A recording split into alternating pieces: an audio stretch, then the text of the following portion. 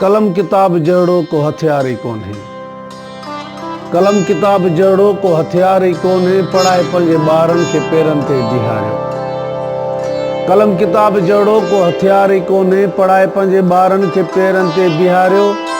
कातनि कुआड़नि सां फतह कान थींदी, तइलीम जी ज़ेवर सां सिंध खे सिंगारियो। कलम किताब जहिड़ो को हथियार ई कोन्हे, पढ़ाए पंहिंजे ॿारनि खे पेरनि ते बीहारियो। के स्कूल असांजा वॾेरनि जा वाड़ा, के स्कूल असांजा भोतारनि जा भांडा।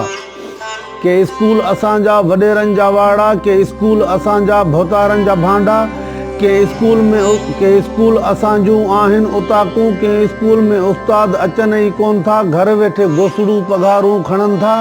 सवां सिधा पेरा पंजनि ॾे वञनि था, धारियनि ते ॾोह ॾिजे यार कहिड़ो, पंजनि ई असांखे आहे मरायो।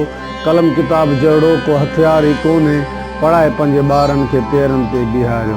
ही वॾे राति चवनि था हारी हुजनि हड़, वॾे राति चवनि था हारी हुजनि हड़, या धाड़ेल चोर ॾोहारी हुजनि हड़। जेलनि में पवंदा पोइ कंधार थींदा, कटे जेल मोटी अची कमदार थींदा। कमदार जा ॿार वरी धनार थींदा, भोतार सॼो ॾींहुं इहो ई सोचनि था। सवां सिधा पेरा पंजनि ॾे वञनि था, धारियनि ते ॾोह ॾिजे यार कहिड़ो, पंजनि ई असांखे आहे मरायो। कलम किताब जहिड़ो को हथियार ई कोन्हे, पढ़ाए पंहिंजे ॿारनि खे पेरनि ते बीहारियो।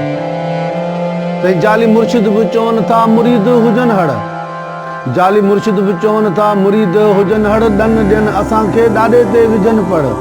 ईअं अॿोझ अक़ीदनि में कई था फसाइनि, 6 महीने छेलो या गाबो था बसाइनि। पिटे पीर पाड़ूं कढे न असांजूं, ख़ौफ़ खां मुरीद कई बासूं बासनि था। सवां सिधा पेरा पंजनि ॾे वञनि था, धारियनि ते ॾोह ॾिजे यार कहिड़ो, पंजनि ई असांखे आहे मरायो।